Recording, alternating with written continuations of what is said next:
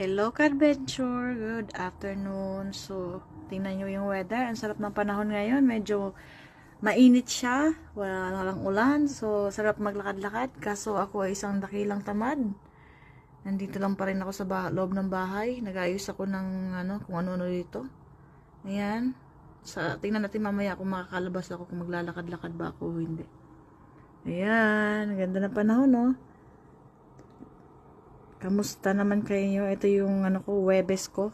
Sa bahay lang talaga ako, hindi ako gumagala. Bukas na lang siguro. Or mamaya.